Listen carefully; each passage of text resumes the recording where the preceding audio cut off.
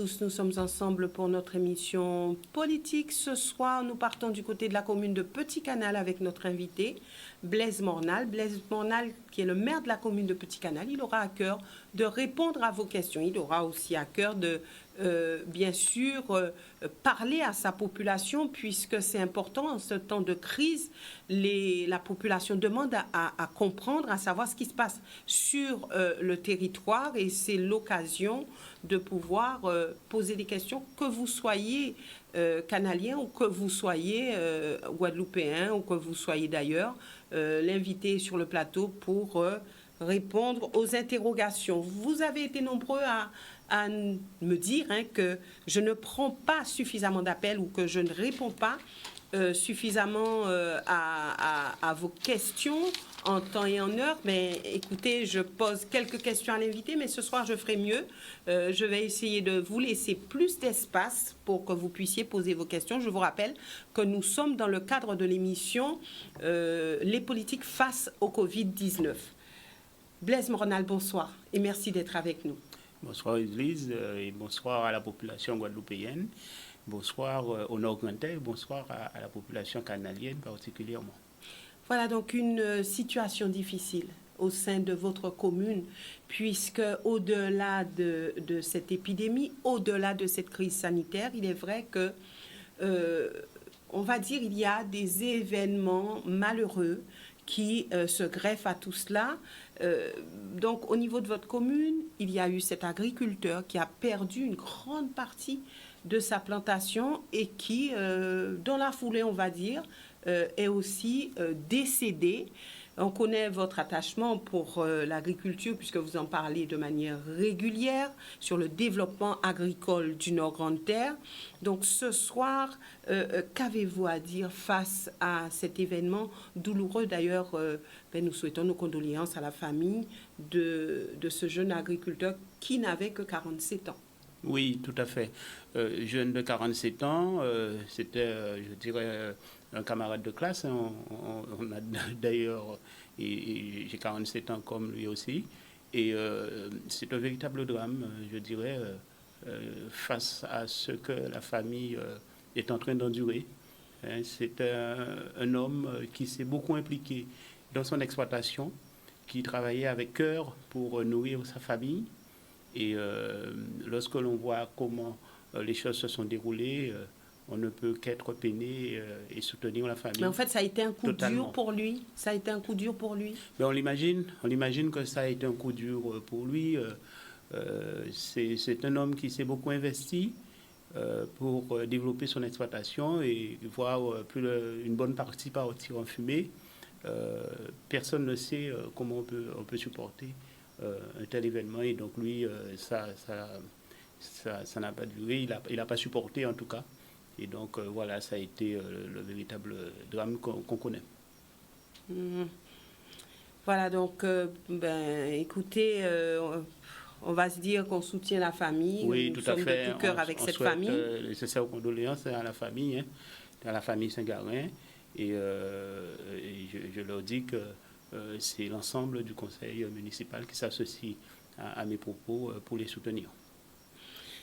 Voilà, donc maintenant, crise sanitaire, Covid-19, on va approfondir d'ici quelques instants, mais Blaise Mornal, alors dites-nous ce que vous avez ressenti en tant que citoyen, certes, mais en tant que maire, lorsque vous avez entendu parler de l'arrivée du Covid-19 en Guadeloupe.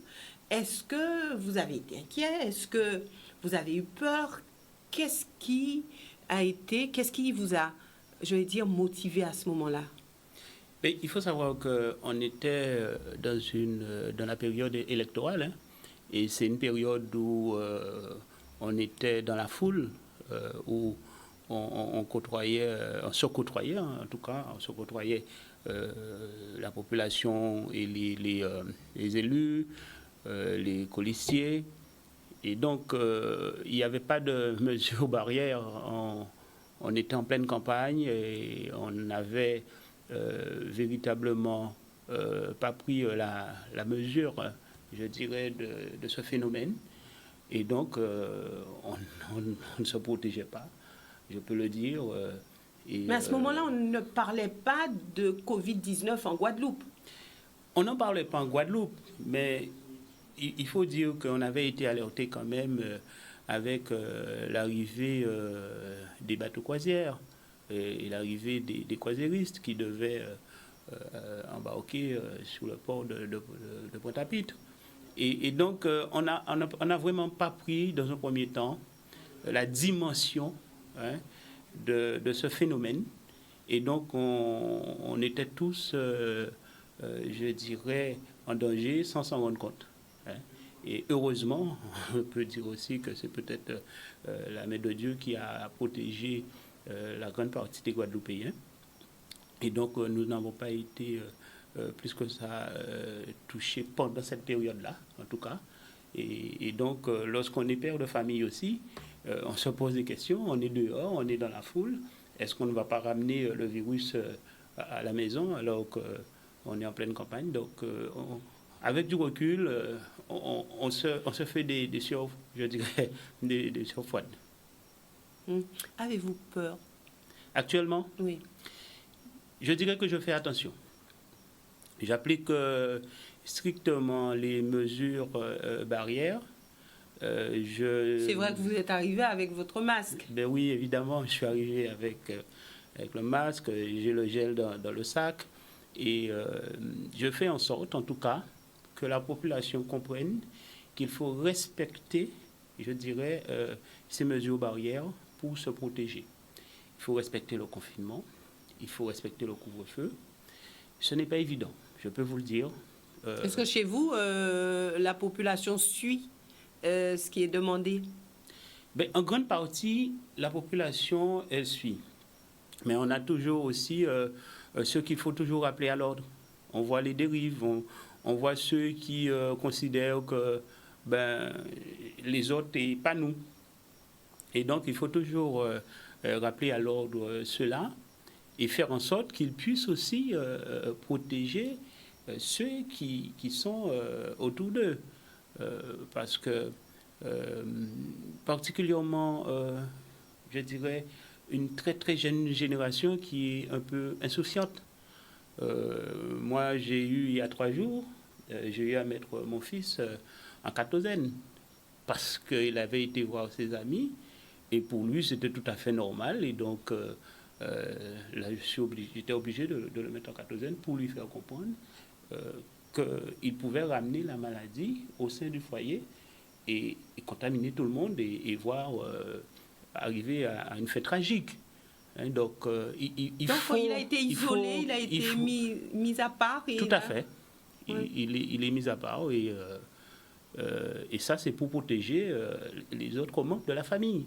Donc, tout un chacun, on doit bien comprendre la dangerosité de ce virus. Et personne n'est à l'abri. Personne n'est à l'abri, quels que soient les âges. Hein, on peut être touché et ça peut finir de manière tragique. Je vous ai vu arriver avec votre masque.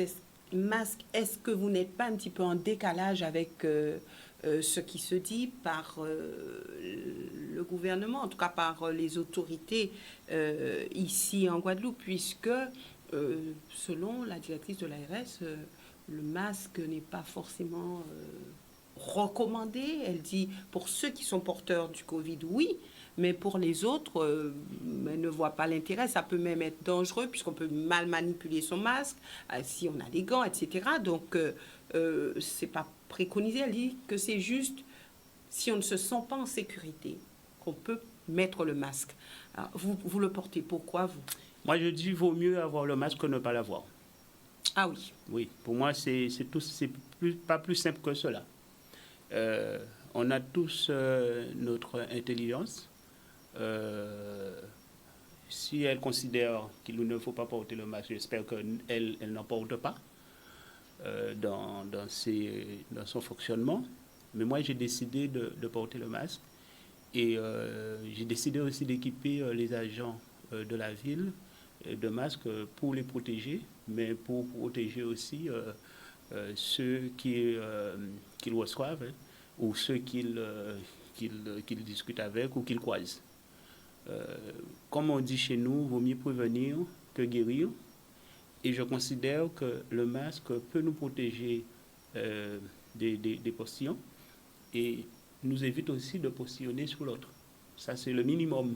Lorsqu'on réfléchit, c'est un minimum. Donc, moi, je préconise et j'encourage la population et j'encourage la population canadienne, la population guadeloupéenne à apporter le masque. Est-ce que nous aurons suffisamment de masques? Alors, c'est ça la grande question, puisque dès le début, vous savez, pénurie de masques, les soignants n'en avaient pas non plus suffisamment. Alors, on a beaucoup épilogué sur les masques. Aujourd'hui, dire à cette population, porter les masques, est-ce que, justement, on en a suffisamment et est-ce qu'on pourra faire face? Parce que si toute la population doit porter un masque à chaque fois qu'elle met le nez dehors, ça sera peut-être compliqué. Mais on a trouvé la solution, je pense. Il faut responsabiliser tout un chacun aussi. Il ne faut pas attendre à ce qu'on vous donne un masque pour en porter. On a vu qu'il y a des patrons pour permettre à ce qu'on puisse réaliser les masques, même si on n'est pas un très bon couturier. Il y a tout ce qu'il faut sur Internet pour réaliser un minimum un masque en tissu. Réaliser un masque en tissu, on peut en réaliser 3 tous les jours.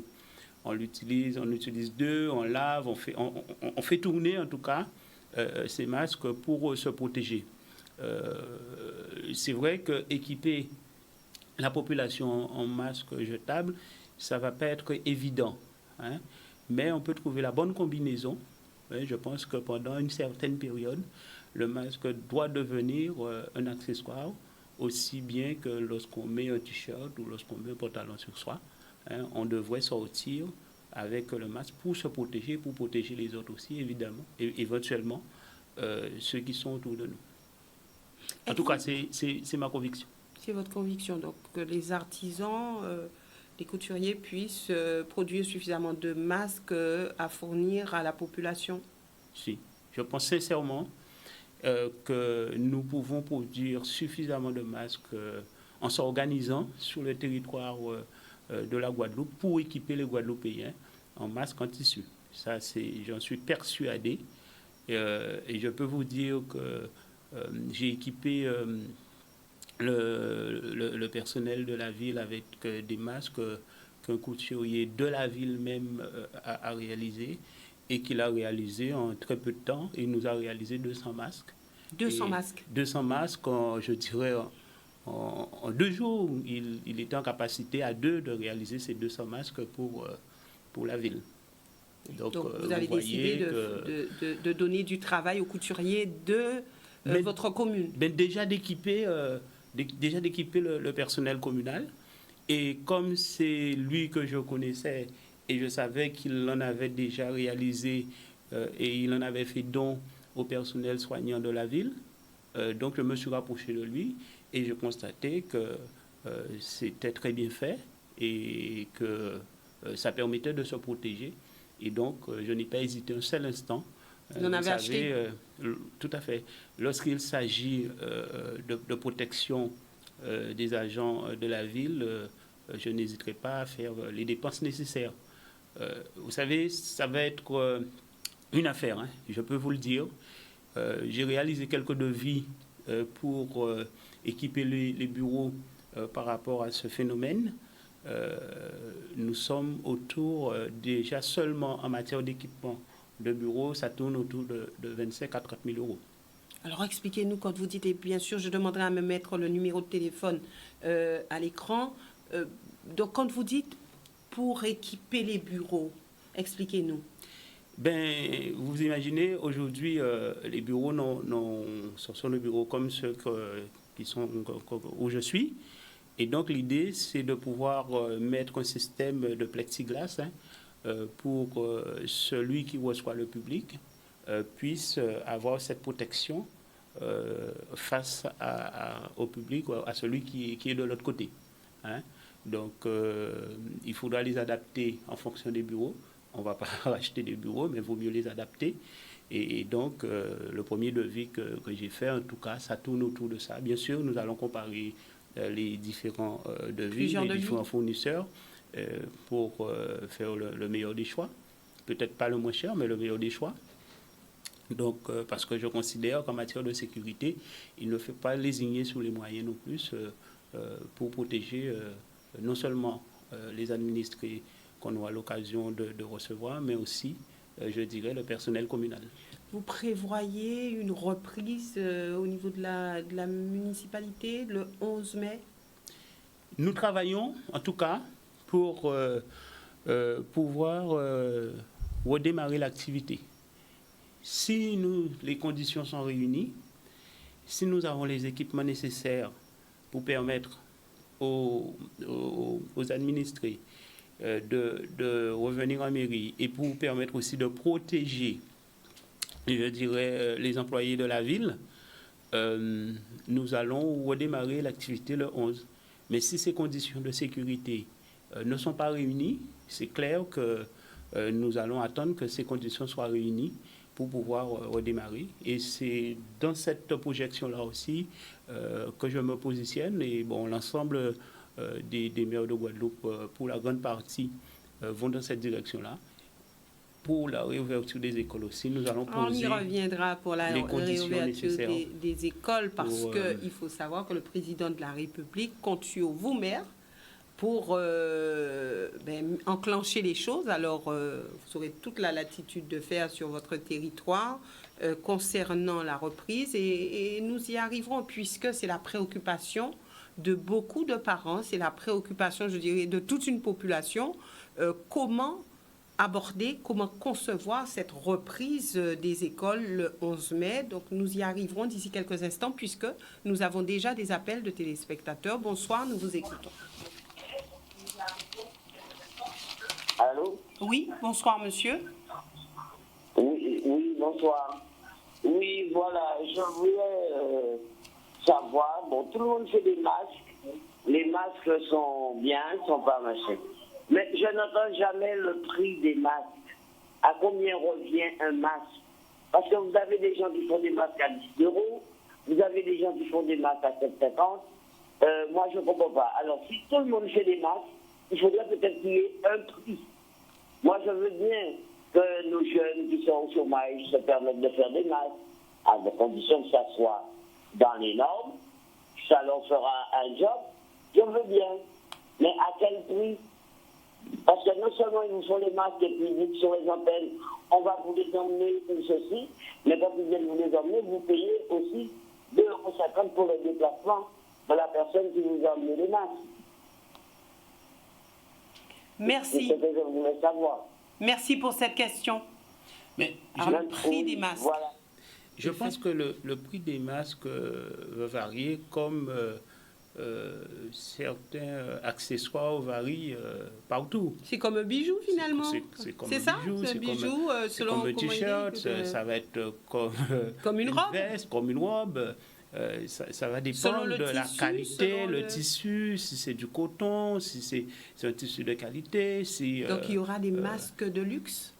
Ben, j'imagine, je ne sais pas si vous avez déjà fait attention, mais je vois des fois des gens qui s'habillent, chaque couleur de t-shirt, chaque masque.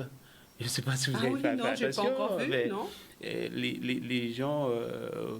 Les gens font en fonction de leur ressenti.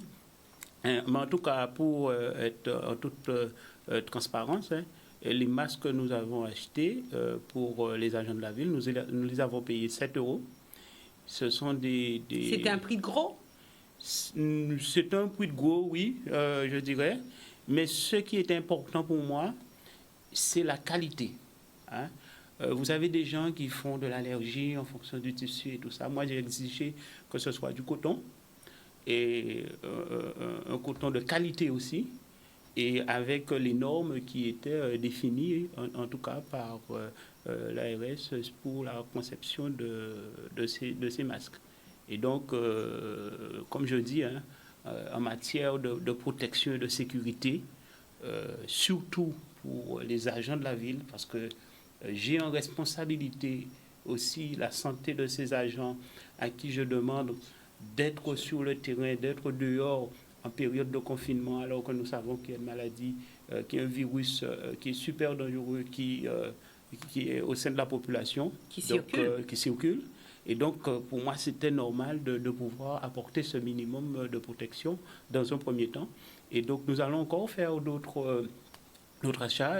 On a passé une commande de visière pour les agents de la ville. Ça va être un complément au masque qu'on leur a donné. Et puis, nous avons passé aussi des commandes pour tout ce qui est... Après, il faudra voir pour gel, cette rentrée d'école, les enfants, comment les équiper, comment les protéger. Et ça, c'est la grande question. Je sais que vous êtes nombreux à appeler, donc je récupère vraiment un maximum d'appels, mais il faudrait vraiment que nous puissions aborder cette question de rentrée des écoles le 11 mai. Bonsoir, nous vous écoutons.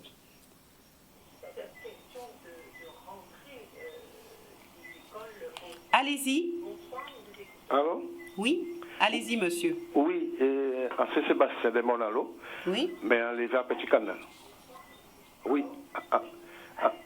Oui, en Saint-Sébastien de Monalo. Mais en les vers Petit Canal, oui, Octave Chirani, Michel Lemire connaît très bien.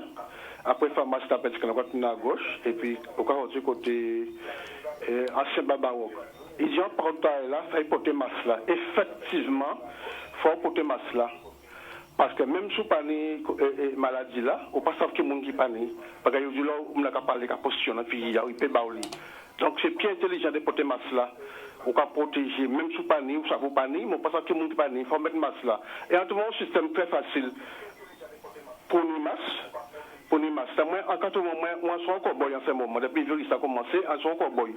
En un tissu madras en paré, on coupe en deux, en poche très grand, en pied en deux, en triangulaire, en mettre en lundi, moi, quand je pas d'ailleurs, quand je vais tirer avec grand, moi, quand sortir tout partout, là, on entre en laver, ça va visser, j'avais là-dedans, tu peux quand même sec, et à chaque sortie, en mettre un carré laver. On pas dépenser pour l'argent, c'est masse. Oui, il faut acheter masse. Moi, je dois battre masse au moins dans la pharmacie, 10 €. À pas prix, il a augmenté, mais ça va pas rien que servi. Pas masse là, on boit de gants. Mais masse là, après, on se parle à madame à moi, en coupé, en fait qu'on western là, qu'on cowboy. Est-ce que tu es content de couper par EOI? Oui, mais si on ne parle pas donc il n'y a même servi ça. Là, on a l'eau ici comme ça. Mais non, l'eau. D'accord. Mais donc,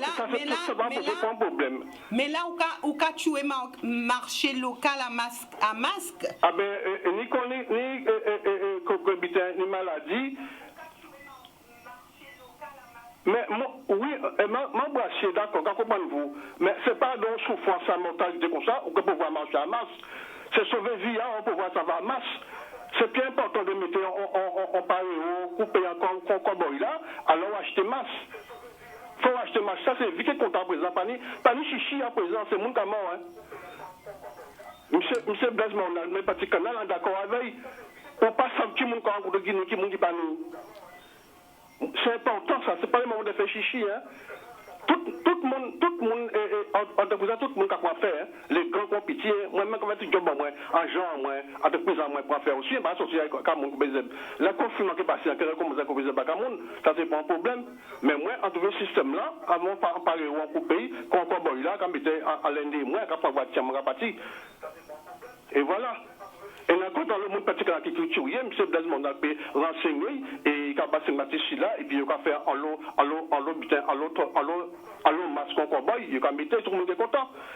C'est vrai, c'est mon renseigné. Merci pour l'intervention. Ah ben merci encore, et puis continuez comme ça, regardez tout le monde mettez masque. La meilleure solution, c'est le confinement. Voyez jusqu'au mois de décembre. Ouais. Merci, allez voir. Merci beaucoup.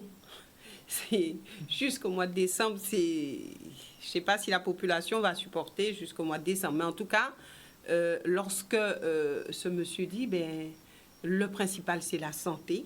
Et je pense qu'il a totalement raison. Le principal, c'est la santé. Et nous reviendrons avec vous juste après la pub pour aborder cette question d'ouverture des écoles. À tout de suite.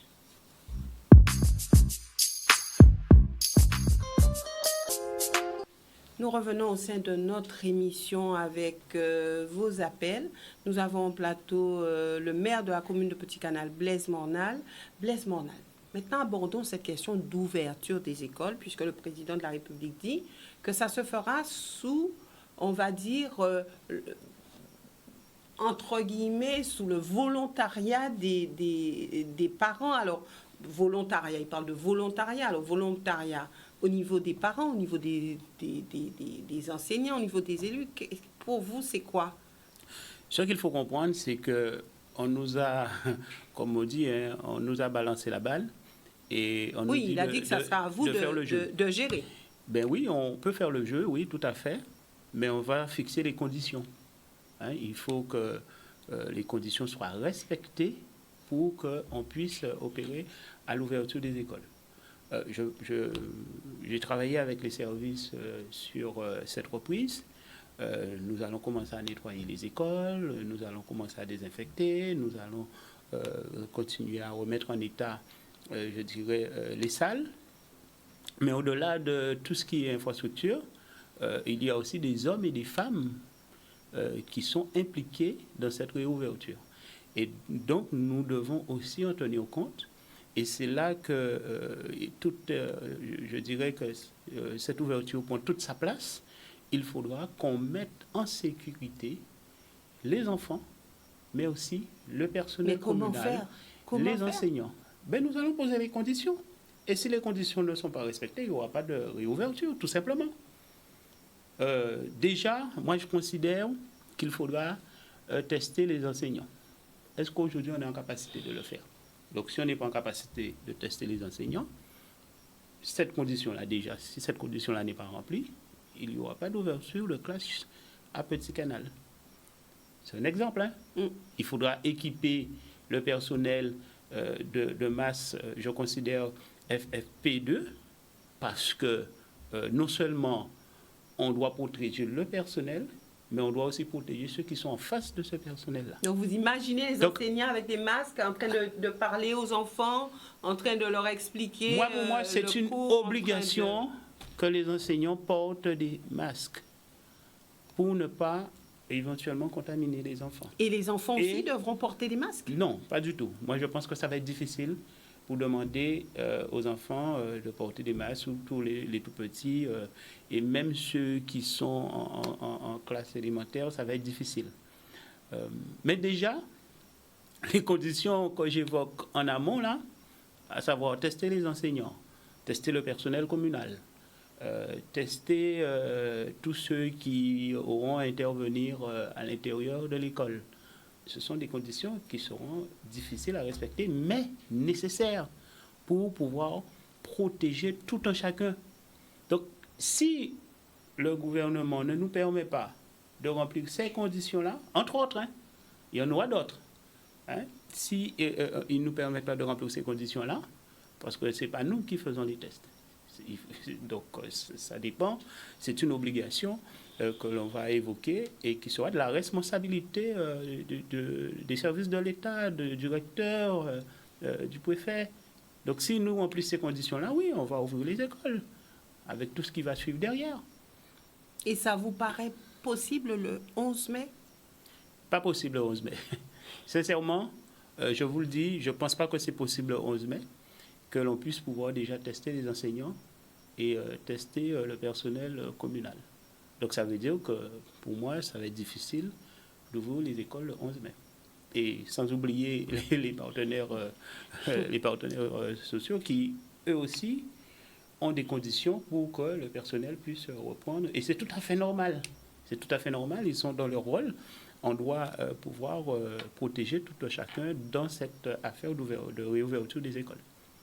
Alors on va dire que les élus travaillent aussi, puisqu'il y avait une commission permanente aujourd'hui. Tout à fait. Nous y reviendrons d'ici quelques instants. Nous récupérons un appel et nous y reviendrons, puisque, alors certains pensent que les élus ne sont pas au travail. Les élus sont là et attendent que ça se passe. Et nous verrons un petit peu les questions qui ont été abordées au niveau de cette commission permanente. Bonsoir, nous vous écoutons. Allez-y. Bon, mais ce téléspectateur n'est pas là, donc on va pouvoir aborder la question. Ben oui, tout à fait. Je dirais que les élus continuent à travailler. Nous sommes sur le terrain. Ce matin, nous avons tenu une commission permanente au niveau du conseil départemental en visioconférence. Et tout un ensemble, je dirais, décisions ont été prises au sein de cette commission permanente. Mais pour ce qui m'incombent et qui incombent à la commission que je préside, je dirais en collaboration aussi avec la commission foncière, il y a 2 décisions assez importantes qui ont été prises et qui vont venir en aide à la profession agricole, donc aux agriculteurs. Dans un premier temps, on avait décidé de diminuer de 50% les baux des agriculteurs. Oui. Donc ce matin, on a pris la décision d'exonérer totalement pour cette année, en tout cas 2020, ces baux pour les agriculteurs. C'est une bonne nouvelle. Pour venir en aide à cette profession qui est déjà assez touchée. Donc 100%. Le département est une collectivité, je dirais, d'accompagnement, de solidarité. Et donc, nous avons décidé d'exonérer à 100% la majorité, pas la majorité, mais l'ensemble des élus du conseil départemental ont validé cette proposition d'exonération. Et nous avons aussi pris une décision assez importante, c'est de pouvoir permettre à tous les agriculteurs qui sont sur le foncier aussi du département de pouvoir bénéficier à travers une exception cette année des aides pour la coupe de la canne, parce qu'ils devaient justifier jusqu'à maintenant d'avoir un bail. Et donc, avec les services de la DAF, donc, nous avons décidé de faire une exception cette année pour permettre à l'ensemble des agriculteurs qui sont dans cette situation où ils devaient régulariser leur position, de pouvoir bénéficier de tout ça. Donc là aussi, ce sont des décisions importantes qui vont venir accompagner le monde agricole. Alors, nous sommes dans la rubrique des bonnes nouvelles pour les agriculteurs qui ont tiré la sonnette d'alarme et qui disent être en grande difficulté. Nous repartons du côté du téléphone. Bonsoir, nous vous écoutons. Allô, oui. Oui, allez-y, monsieur. Oui. Alors, oui. Allô, oui, nous écoutons. Oui, à Istanbul. Et hier, je suis dans un débat. Alors, on a dit comme ça que. Oui, là où le sénateur là, qui a parlé hier soir, là. Alors, il dit comme ça, là où il m'a dit comme ça, il a dit comme ça que. Chaque policier, il te dit comme ça, il faut nous prendre en main. Comme des mains. Oui. Il te dit comme ça, il faut nous chaque prendre en main. Hier soir. Et finalement, qu'est-ce qu'on a pas de témoignage? En termes sciatique. Et en tout cas, pour un neurologue après d'habitude, il a vraiment piqué. Et chaque fois qu'il va piquer là, ça t'a passé bien. Et finalement, quand on vient de parler de ça, on sait vraiment, on va dire qu'il 100 désert à l'air, 100 désert à l'air. Alors chaque fois, il était quand même piqué là. Et une fois, il était besoin d'aller en France à côté de Timounaï. Et les docteurs, on l'aide, c'était pour te bas docteur en France, ma collègue en France. Et là, c'est Timounaï dit comme ça que, maman, que là, nous servons les autres là, nous piquons payer juste là. Ni docteur à ça, là. Alors là, c'est Timounaï mené côté docteur là. Je dis, madame, bon, tout ça. Pas j'ai fait ça pour un piquer là, c'est encore. Et madame, ça, c'est le seul problème qui y a là, c'est Zoraï qui a fait toc. Moi, je parle moi, par exemple. Là, il dit moi ça, on dit, d'accord. On réfléchit, on dit, qu'à pas faire même. Si madame va prendre piquer là, il y a des problèmes, on l'a au cérébrone, et là, on réfléchit, on dit, qu'à pas faire. On fait l'idée de la tête à moi, dit que elle baigne en la mer. Madame a dit comme ça, depuis en 80, si ça va rien passer. Alors ça veut dire que si elle partait pour moi, je lui joue des problèmes. Ça veut dire qu'au niveau des masses, quel monde ne dit pas mettre, quel monde ne dit pas mettre, la seule solution c'est mettez masque là. Et si nous mettons masque là, nous avons une solution à problème ça. Il faut nous prendre en charge. Ça c'est bien dit. Merci pour le témoignage. Donc voilà, nous prendre en charge. Alors c'est vrai que chacun se fait une idée de ce qu'il faut faire, de ce qu'il ne faut pas faire. On croit pas à ce qui se dit. Mais il faut quand même vivre avec cette réalité, ce Covid-19, on va se dire, est quelque part insaisissable. Oui, tout à fait. Il faut vivre avec et nous ne savons pas jusqu'à quand, parce qu'il faut qu'on s'attende aussi que les choses peuvent se durcir après le déconfinement.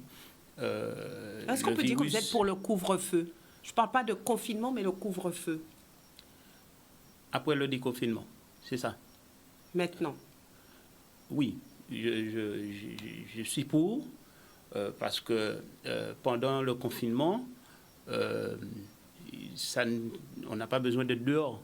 C'est un risque supplémentaire d'être dehors, à ne même pas savoir ce qu'on leur cherche. Donc, je trouve que c'est oui, mais on a important. juste besoin, pour certains, de respirer. On a juste besoin, on peut pour certains, de prendre un bol d'air.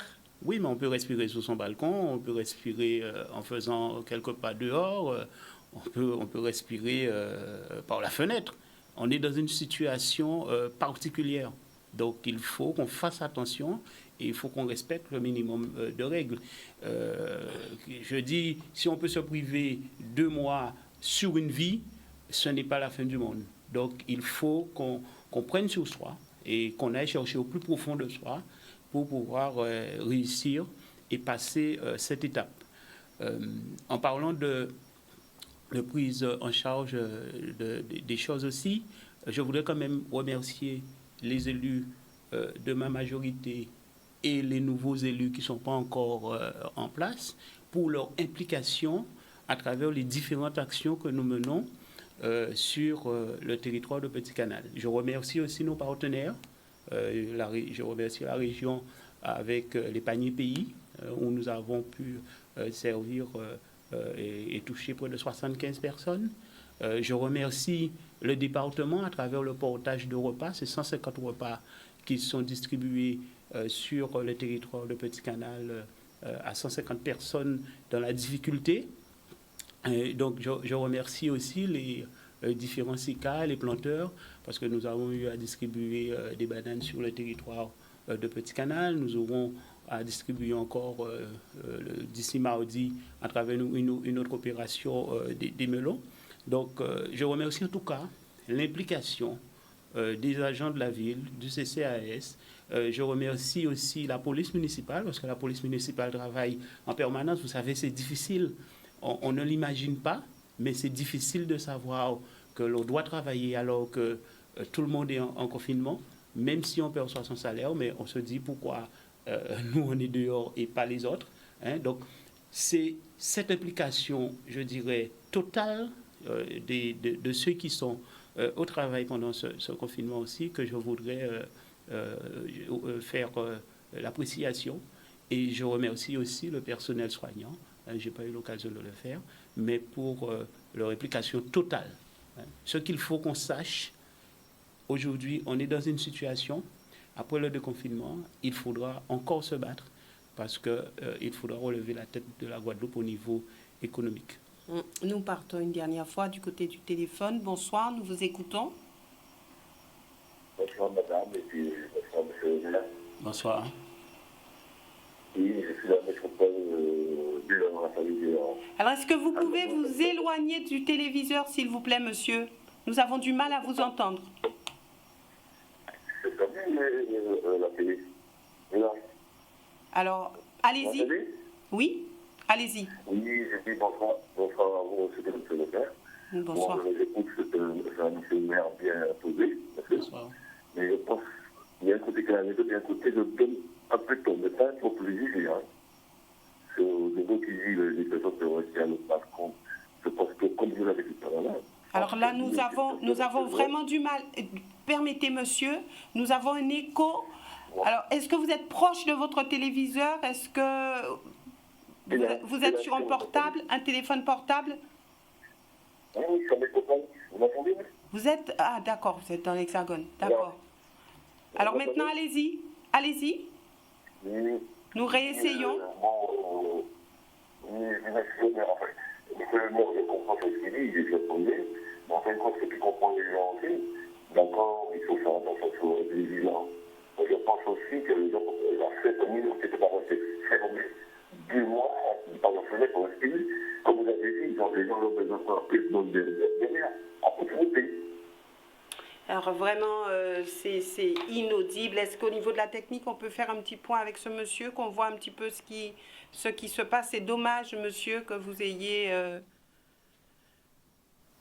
attendu autant de temps pour nous appeler et que vous ne puissiez pas être entendu.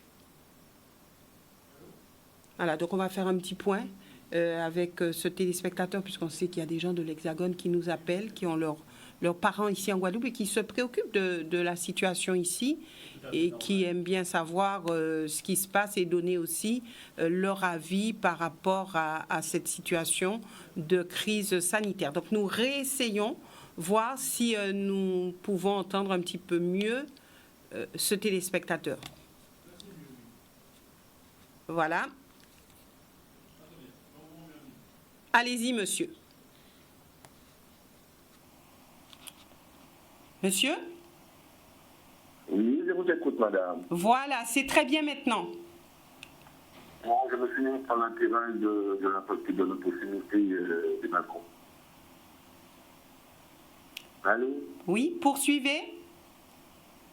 Oui, non, je dis, monsieur le maire, bon, je comprends, parce qu'il est posé, quand vous posez des questions, il y a possiblement. Mais de côté, en fin de compte, 2 mois, mettons, image, hein, je ne pense pas que les gens doivent rester fermés 2 mois dans leur maison, ils se respirer par la fenêtre et par le balcon. Je pense qu'une minorité de personnes aimeraient bien prendre un bol d'air dehors, avec toujours le respect de la sécurité des portes de masse, bien sûr. D'accord. Oui. Merci, monsieur. Alors, c'est vrai que le bol d'air sur le balcon, ça passe pas. Oui, mais il y a des conditions qui permettent aux gens de sortir pour y pallier, aller faire une marche sportive. Donc, c'est une situation difficile pour tout le monde. Hein, et on peut le comprendre. Et puis, personne n'a pas les solutions. Hein. Chaque jour, on a des éléments nouveaux. Chaque jour, ça change. Chaque jour, on doit s'adapter. Donc, c'est un phénomène nouveau pour tout un chacun. Et donc, c'est un vrai combat. Hein, et c'est un combat qu'il faudra qu'on gagne.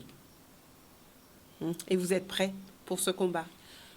On est prêt pour ce combat, mais il faut se dire que personne n'a la solution pour pouvoir gagner ce combat.